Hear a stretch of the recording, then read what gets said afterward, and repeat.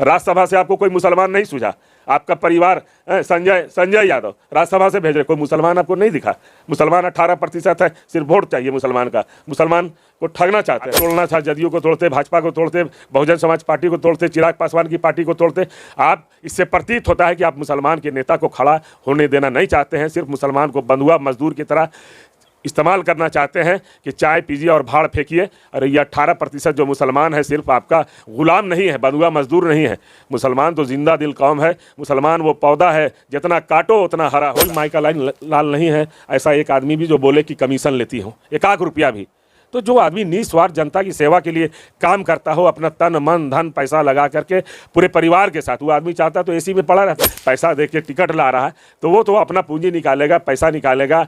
वो टिकट तो पटना से लाए हो, वोट कहाँ से लाओगे? क्योंकि लोकतंत्र में, प्रजातंत्र में जनता मालिक होता है और मालिकों को फैसला अच्छा बुरा का करना होगा कि मेरे सुख दुख में निस्वार्थ बिना पैसा के कौन मेरा काम करेगा। आपने जिताया आनंद सिंह पत्नी को, नीलम देवी को, कहाँ गई वोटिंग में? आप A to Z बनाने चले हैं। आप आनंद मोहन के बेटा को, चेतन आनंद को आपने विधायक बनाया, कहाँ गए हो? आपका यादव समाज प्रहलाद यादव कहाँ गए वोटिंग के समय में? आपके साथ विश्वासघात किया, तेजस्वी जी के साथ पीठ में छुरा भोंकने का काम किया। मुसलमान भी गद्दारी किया, मुसलमान भी आपके साथ विश्वासघात किया। बौना हो जाएंगे, इसीलिए इन लोग कैंची लगाना चाहते हैं। लेकिन आम जनता, आम जनता जो पब्लिक है, ये दिल में बसता है। पप्पू यादव जिस तरह का काम करते हैं और जिस तरह कन्हैया जी काम करते हैं, कहीं न कहीं सभी के दिल में बसते हैं। तो लोकतंत्र में, प्रजातंत्र में जनता मालिक है और मालिक तय करेगा कि सेवक कैसा हो। अप्रैल को नवादा में लोकसभा की वोटिंग होगी और यहाँ पे बाहरी कैंडिडेट और स्थानीय कैंडिडेट की बात हुई है, जिसमें कि स्थानीय कैंडिडेट में राजवल्लभ यादव के परिवार खेमे से विनोद यादव जी हैं, आरजेडी से श्रवण कुशवाहा यानी कि महागठबंधन के प्रत्याशी श्रवण कुशवाहा हैं और बीजेपी से विवेक ठाकुर जो राज्यसभा सांसद हैं।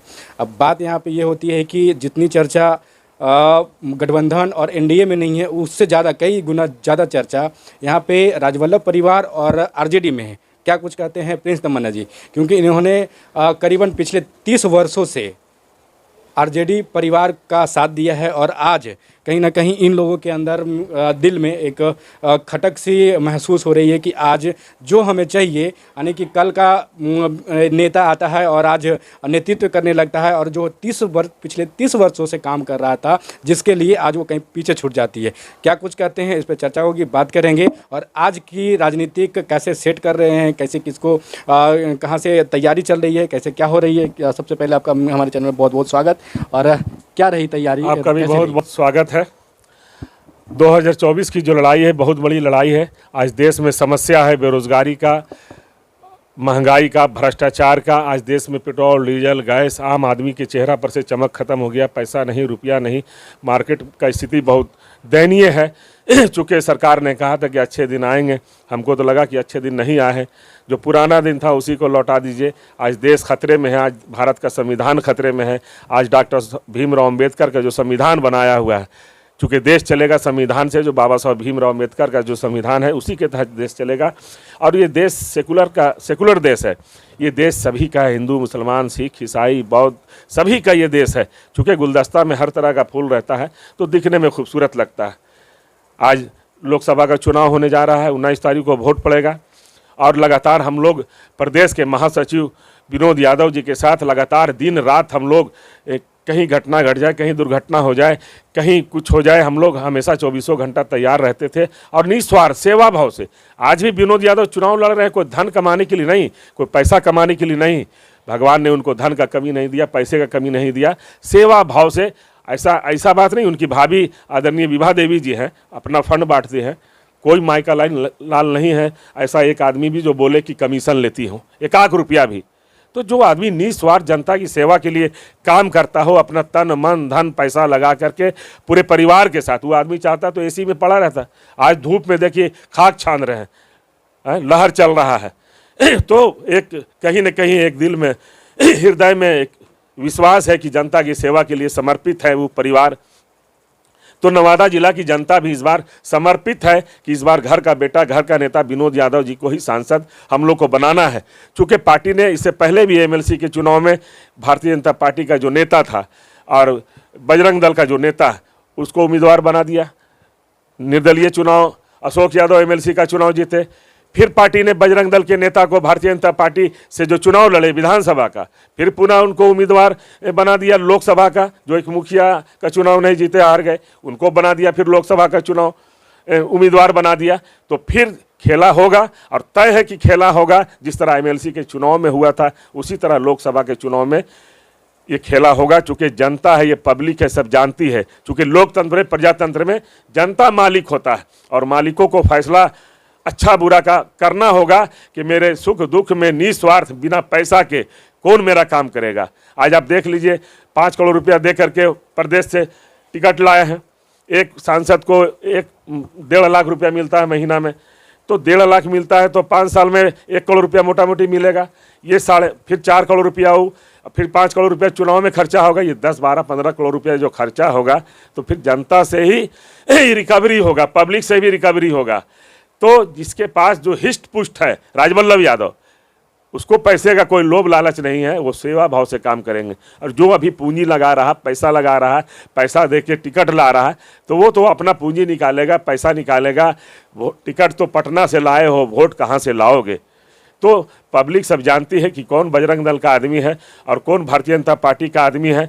कोई राष्ट्रीय जनता दल के नेता अगर थोपना चाहते हैं किसी भारतीय जनता पार्टी के का उम्मीदवार बना करके नवादा से, तो नवादा इसको कभी स्वीकार नहीं करेगा।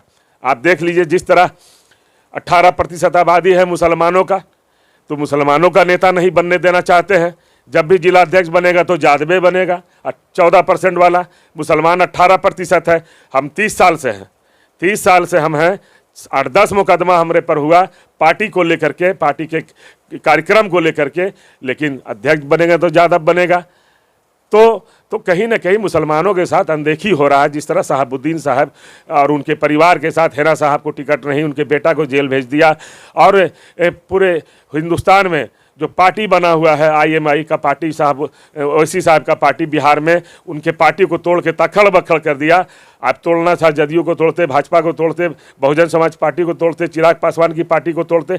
आप इससे प्रतीत होता है कि आप मुसलमान के नेता को खड़ा होने देना नहीं चाहते हैं, सिर्फ मुसलमान को बंधुआ मजदूर की तरह इस्तेमाल करना चाहते हैं कि चाय पीजिए और भाड़ फेंकिए। अरे ये 18% जो मुसलमान है सिर्फ आपका गुलाम नहीं है, बंधुआ मजदूर नहीं है। मुसलमान तो जिंदा दिल कौम है।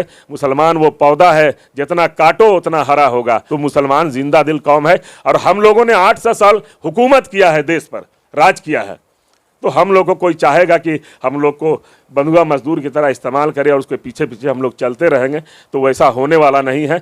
और इस बार हम लोग जिस तरह राष्ट्रीय जनता दल के मजबूत स्तंभ थे, राजवल्लभ प्रसाद, पूर्व मंत्री आदरणीय राजवल्लभ प्रसाद और शहाबुद्दीन साहब, पुराने लोगों को कहीं ना कहीं नज़रअंदाज करके, हटा करके ये तेजस्वी जी चल रहे, 2-3 चपलूस से घिर गए हैं और चल रहे। तो प्रदेश नेतृत्व को काफ़ी महंगा पड़ेगा। राज्यसभा से आपको कोई मुसलमान नहीं सूझा, आपका परिवार संजय यादव राज्यसभा से भेज रहे, कोई मुसलमान आपको नहीं दिखा।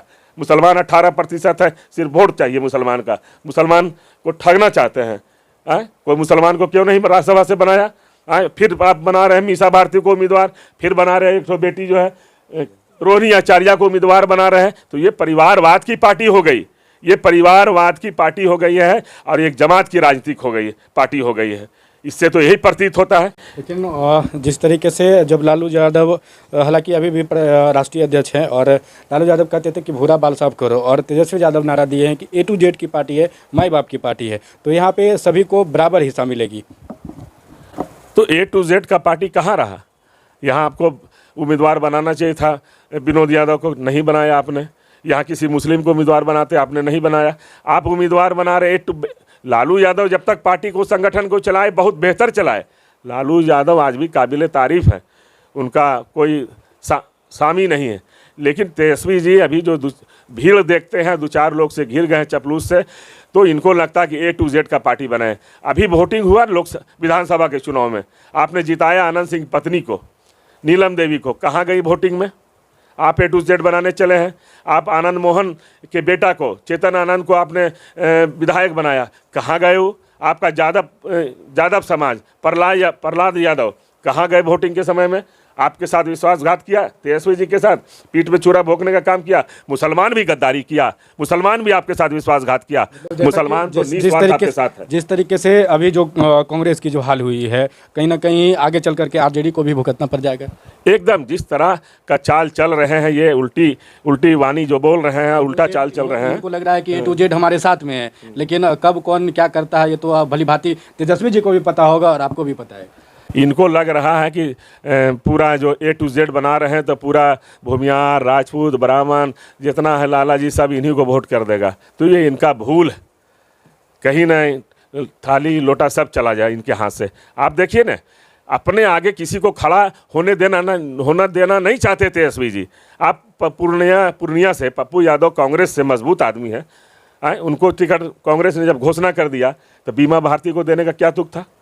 कन्हैया को, बहुत एक्टिव लड़का, नौजवान है, तेज तर्रार है, बोलने वाला, युवा शक्ति है, नौजवान है, गर्म खून है, एक्टिव है कांग्रेस में। उनको तो मंच भी नहीं, उनको बेगूसराय से उनको टिकट देना चाहिए था। मंच भी साझा नहीं, उनको मंच भी साझा नहीं करता। तो इससे प्रतीत होता है कि तेजस्वी देखते हैं कि ये दोनों आदमी पप्पू यादव और कन्हैया तेज तर्रार है, कहीं ना हम पीछे छूट जाए और इन लोग आगे आ जाए और बिहार में कांग्रेस का एक वर्चस्व कायम हो जाए और इन लोग पार्टी को कहीं ना कहीं मजबूत कर देगा तो हम बौना हो जाएंगे।